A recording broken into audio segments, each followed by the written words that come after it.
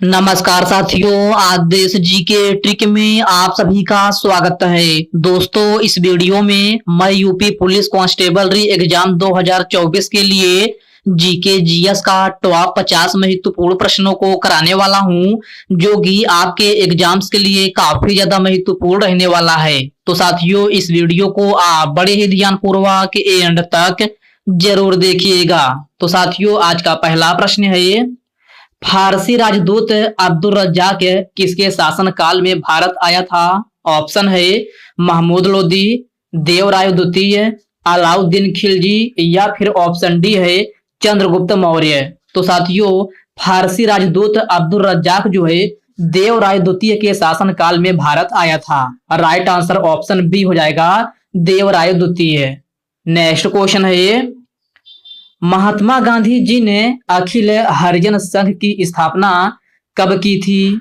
Option है 1932 में, 1936 में, 1928 या फिर 1942 में। तो साथियों, महात्मा गांधी जी ने अखिल हरिजन संघ की स्थापना जो है 1932 ईस्वी में की थी। राइट आंसर ऑप्शन ए हो जाएगा, 1932 में। ओके फ्रेंड्स, नेक्स्ट क्वेश्चन है, ओलंपिक खेलों का आयोजन कितने वर्षों के अंतराल में होता है? तो साथियों, ओलंपिक खेलों का आयोजन जो है 4 वर्ष के अंतराल में होता है। राइट आंसर ऑप्शन डी हो जाएगा, 4 वर्ष। अगला प्रश्न है, ये दूसरी पंचवर्षीय योजना का कार्यकाल कितना है? तो मेरे प्यारे साथियों, दूसरी पंचवर्षीय योजना का कार्यकाल जो है 1956 से लेकर के 1961 ईस्वी तक था। राइट आंसर ऑप्शन बी हो जाएगा, 1956 से लेकर के 1961 ईस्वी तक। ओके फ्रेंड्स, नेक्स्ट क्वेश्चन है, ये किस नदी को वृद्ध गंगा के नाम से जाना जाता है? गोदावरी, कावेरी, माही नदी या फिर ऑप्शन डी है अमेजन नदी। तो साथियों, वृद्ध गंगा के नाम से गोदावरी नदी को जाना जाता है। किसको? गोदावरी नदी को। इस प्रश्न का राइट आंसर जो है ऑप्शन ए हो जाएगा। असम में चाय उत्सव किस जिले में मनाया जाता है? तो प्यारे साथियों, असम में चाय उत्सव जो है जोरहाट जिले में मनाया जाता है। कहाँ? जोरहाट जिले में। अर्थात इस प्रश्न का करेक्ट आंसर ऑप्शन सी हो जाएगा। नेक्स्ट क्वेश्चन है, ये कोशिका का पावर हाउस निम्नलिखित में से किसे कहा जाता है? तो ऑप्शन है लाइसोसोम, सेलुलोज, माइटोकॉन्ड्रिया या फिर ऑप्शन डी है इनमें से कोई नहीं। तो साथियों, आपसे कोशिका का पावर हाउस पूछा गया है, तो कोशिका का पावर हाउस जो है माइटोकॉन्ड्रिया को कहा जाता है। राइट आंसर ऑप्शन सी हो जाएगा, माइटोकॉन्ड्रिया को। ओके फ्रेंड्स, क्लियर है? चलिए बढ़ते हैं नेक्स्ट क्वेश्चन की ओर। नेक्स्ट क्वेश्चन है आपका, भारतीय संविधान के किस अनुच्छेद में शैक्षणिक संस्थानों में धार्मिक शिक्षा वर्जित है? ऑप्शन है अनुच्छेद 28, अनुच्छेद 32, अनुच्छेद 25 या फिर ऑप्शन डी है अनुच्छेद 24। तो साथियों, शैक्षणिक संस्थानों में धार्मिक शिक्षा वर्जित जो है आपका अनुच्छेद 28 में है। किसमें? अनुच्छेद 28 में। इस प्रश्न का करेक्ट आंसर ऑप्शन ए बन जाएगा। अगला प्रश्न है, मीराबाई चानू का संबंध जो है किस राज्य से है?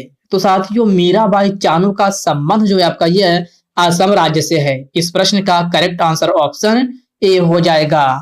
नेक्स्ट क्वेश्चन है, आरबीआई की स्थापना किस आयोग द्वारा की गई थी? तो मेरे प्यारे साथियों, आरबीआई की स्थापना जो है आपका यह है हिल्टन यंग आयोग के द्वारा की गई थी। राइट आंसर ऑप्शन सी हो जाएगा, हिल्टन यंग आयोग के द्वारा। और साथियों, आरबीआई की स्थापना कब हुई थी? तो आरबीआई की स्थापना जो है 1 अप्रैल, ये आप याद रखिएगा, 1 अप्रैल 1935 ईस्वी में जो है आपका यह आरबीआई की स्थापना हुई थी। कब? 1 अप्रैल 1935 में। ओके फ्रेंड्स, इस पॉइंट को भी आप याद रखिएगा। चलिए बढ़ते हैं नेक्स्ट क्वेश्चन की ओर। नेक्स्ट क्वेश्चन है आपका, कौन सी नदी बंगाल का शोक कहलाती है? ऑप्शन है वोल्गा नदी, सतलज नदी, रोन नदी या फिर ऑप्शन डी है दामोदर नदी। तो आपसे बंगाल का शोक पूछा गया है कि बंगाल का शोक कौन सी नदी है, तो दामोदर नदी जो है आपका यह है बंगाल की शोक कहलाती है। राइट आंसर ऑप्शन डी हो जाएगा। अगला प्रश्न है आपका, मकर संक्रांति को माघ साजी किस राज्य में कहा जाता है? केरल में, आंध्र प्रदेश में, अरुणाचल प्रदेश में, या फिर ऑप्शन डी मध्य प्रदेश में। तो साथियों मकर संक्रांति को माघ साजी जो है आपका यह है अरुणाचल प्रदेश में कहा जाता है। प्रश्न नंबर 12 का करेक्ट आंसर ऑप्शन सी हो जाएगा।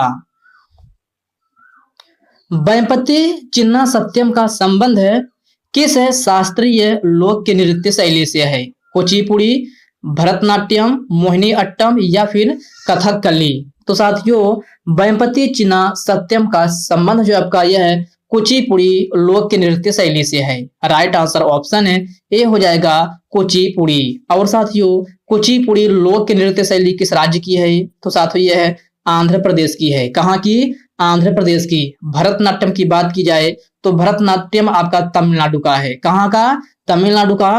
मोहिनी अट्टम की बात की जाए तो मोहिनी अट्टम जो है आपका कहाँ का है? तो यह है केरल राज्य का है। और कथकली भी यह भी केरल राज्य का ही है। तो इन पॉइंट को आप अच्छे से जरूर याद रखिएगा। खैर इस क्वेश्चन में आपसे पूछा गया है कि वेम्पति चिन्ना सत्यम का संबंध आपसे पूछा गया है, तो आपका करेक्ट आंसर ऑप्शन ए हो जाएगा कुचिपुड़ी। तो इसको आप अच्छे से जरूर याद रखिएगा। क्लियर है? चलिए बढ़ते हैं नेक्स्ट क्वेश्चन की ओर। नेक्स्ट क्वेश्चन है आपका, गांधी जी दक्षिण अफ्रीका से वापस कब आए थे? ऑप्शन है 1916, 1922, 1920, या फिर ऑप्शन डी 1915। तो साथियों गांधी जी दक्षिण अफ्रीका से वापस कब आए थे? तो यह आपका 1915 ईस्वी में आए थे। राइट आंसर ऑप्शन डी हो जाएगा। होम रूल लीग की स्थापना किसने किया था? तो साथियों होम रूल लीग की स्थापना आपसे पूछा गया है। ऑप्शन है बाल गंगाधर तिलक, एनी बेसेंट, या फिर ऑप्शन सी ए और बी दोनों, और ऑप्शन डी है इनमें से कोई नहीं। तो साथियों होम रूल लीग की स्थापना जो है आपका यह है बाल गंगाधर तिलक और एनी बेसेंट दोनों लोगों ने किया था। तो इस प्रश्न का करेक्ट आंसर ऑप्शन सी बन जाएगा, ए और बी दोनों।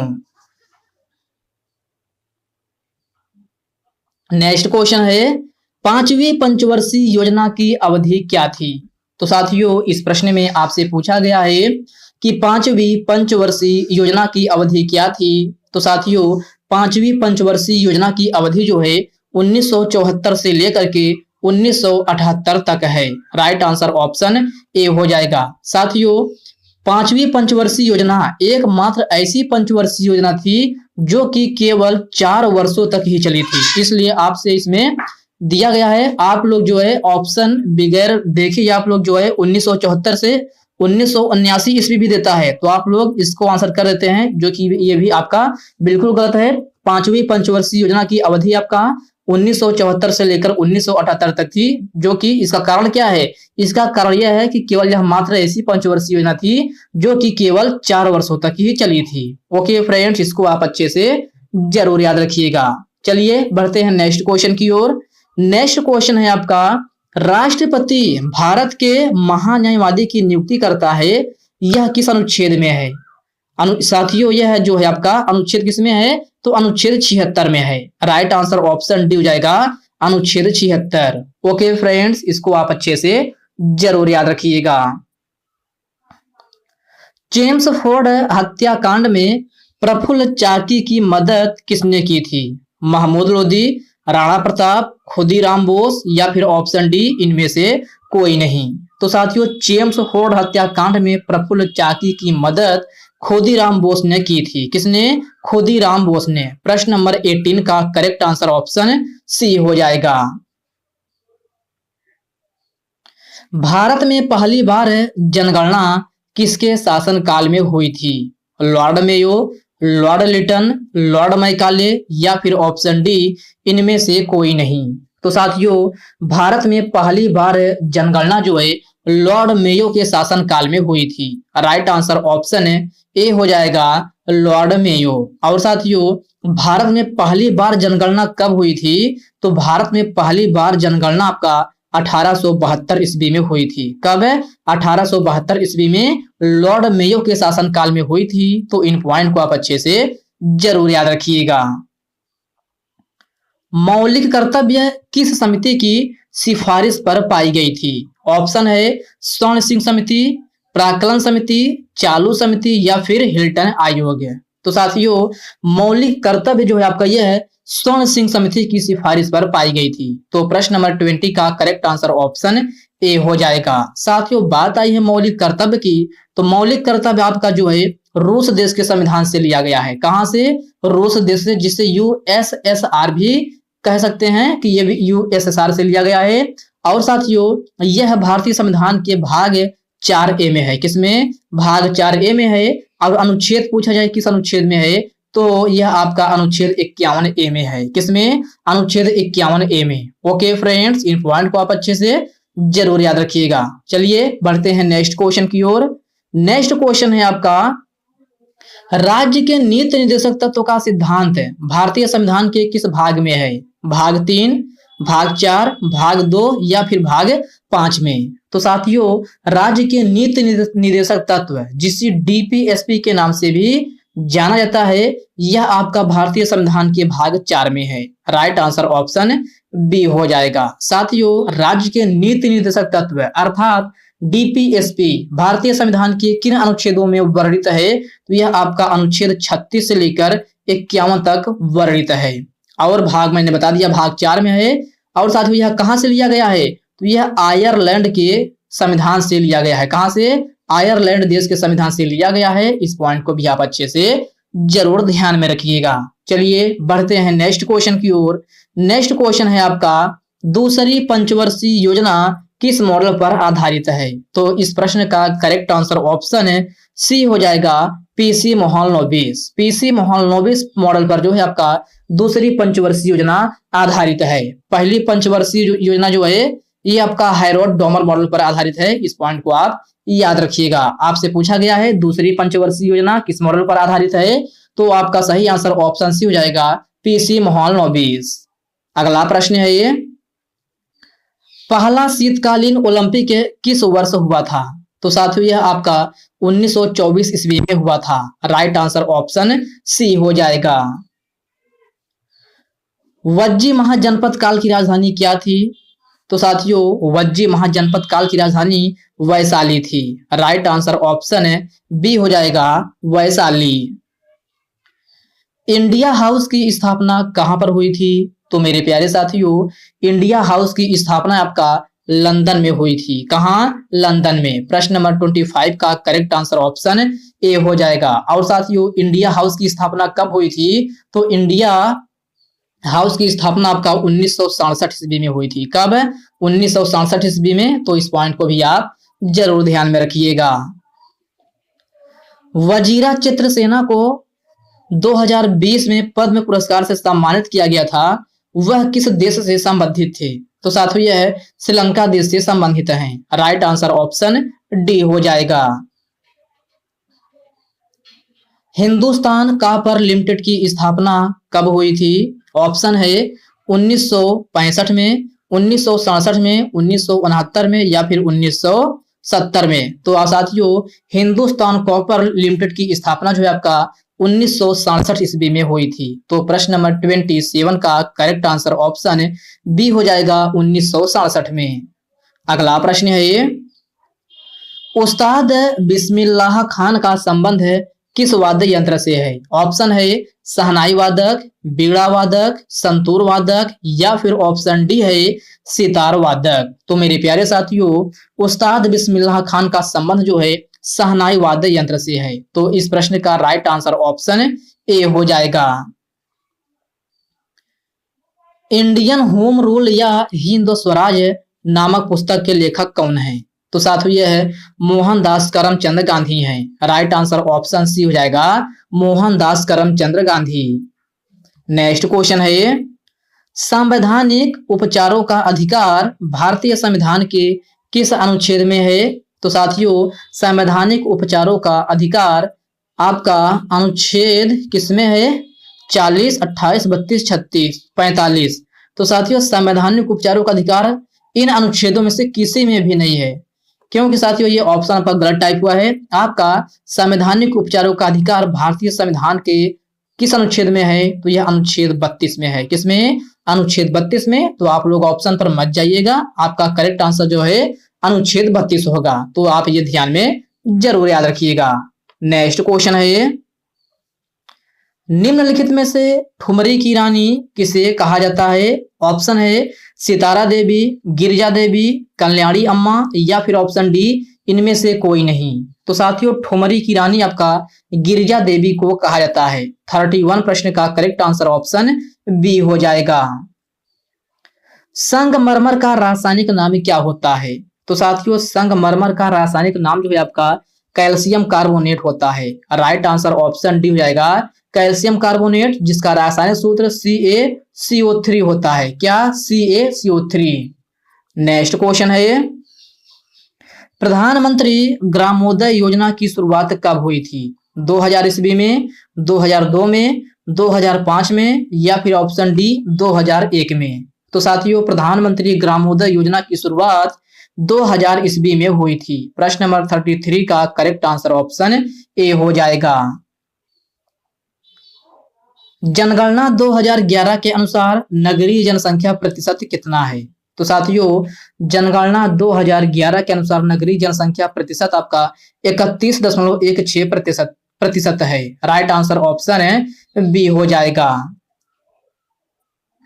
द पैलेस ऑफ इल्यूजन के लेखक कौन है? ऑप्शन है James bond, AK Antony, JP Narayan या फिर ऑप्शन डी चित्रा बनर्जी दिवाकरुणी। तो साथियों द पैलेस ऑफ इल्यूजन के लेखक आपका जो है चित्रा बनर्जी दिवाकरुणी है। राइट आंसर ऑप्शन डी बन जाएगा।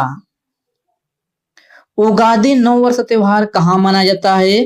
केरल में, कर्नाटक में, तमिलनाडु में या फिर ऑप्शन डी गुजरात में। तो साथियों उगादि नव वर्ष त्योहार आपका कर्नाटक राज्य में मनाया जाता है। तो प्रश्न नंबर 36 का करेक्ट आंसर ऑप्शन बी हो जाएगा। सुल्तान जोहर कप 2022 किसने जीता है? भारत, श्रीलंका, चीन या फिर जापान। तो आपसे सुल्तान जोहर कप 2022 पूछा गया है, तो यह आपका भारत देश ने जीता था। राइट आंसर ऑप्शन ए हो जाएगा भारत। आगरा का किला निम्नलिखित में से किसने बनवाया था? बलबन, बाबर, अकबर या फिर इल्तुतमिश। तो साथियों आगरा का किला किसने बनवाया था? तो अकबर ने बनवाया था। राइट आंसर ऑप्शन सी हो जाएगा। रायगढ़ घराना किस शास्त्रीय नृत्य से संबंधित है? तो साथियों रायगढ़ घराना जो है आपका यह कथक नृत्य से संबंधित है। राइट आंसर ऑप्शन ए हो जाएगा कथक, जो कि कथक आपका यूपी का नृत्य है। कहाँ का? यूपी का। संविधान सभा का गठन किस योजना के तहत किया गया था? तो साथियों आपसे पूछा गया है संविधान सभा का गठन किस योजना के तहत किया गया था? तो साथियों यह कैबिनेट मिशन योजना के तहत किया गया था। राइट आंसर ऑप्शन बी हो जाएगा कैबिनेट मिशन योजना। किस युद्ध के बाद अशोक ने भौगोलिक आधिपत्य अधिग्रहण किया था? खानवा युद्ध, हल्दी घाटी का युद्ध, तराइन का युद्ध या फिर ऑप्शन डी कलिंग का युद्ध। तो साथियों इसमें आपसे पूछा गया है कि किस युद्ध के बाद अशोक ने भौगोलिक आधिपत्य अधिग्रहण किया था? तो सही आंसर ऑप्शन डी हो जाएगा कलिंग युद्ध। नेक्स्ट क्वेश्चन है 1529 ईस्वी में घाघरा की लड़ाई में बाबर ने किसको पराजित किया था? अकबर को, महमूद लोदी को, हुमायूं को या फिर ऑप्शन डी शेर शाह को। तो साथियों 1529 में घाघरा की लड़ाई में बाबर ने किसको पराजित किया था? तो महमूद लोदी को पराजित किया था। राइट आंसर ऑप्शन बी हो जाएगा महमूद लोदी। ओके फ्रेंड्स, इसको आप अच्छे से जरूर याद रखिएगा। तो साथियों आज के इस वीडियो में बस इतने ही प्रश्न करते हैं। साथियों इस वीडियो मैंने आपको पूरे 42 क्वेश्चंस करा दिया है। तो साथियों यह वीडियो आपको कैसी लगी आप कमेंट बॉक्स में कमेंट करके अपना फीडबैक जरूर दीजिएगा। और साथियों यह वीडियो आपके लिए थोड़ा हेल्पफुल लगा हो तो इस वीडियो को लाइक कर दीजिए, अपने साथियों के साथ शेयर कीजिए। फ्रेंड्स सभी तक जो है चैनल को सब्सक्राइब नहीं किए हैं तो प्लीज आपसे रिक्वेस्ट है आप जो है चैनल को सब्सक्राइब करके बेल आइकन को जरूर से जरूर प्रेस कर लीजिएगा। तो चलिए साथियों, इसी के साथ हम मिलते हैं किसी नेक्स्ट वीडियो में। तब तक के लिए जय हिंद दोस्तों।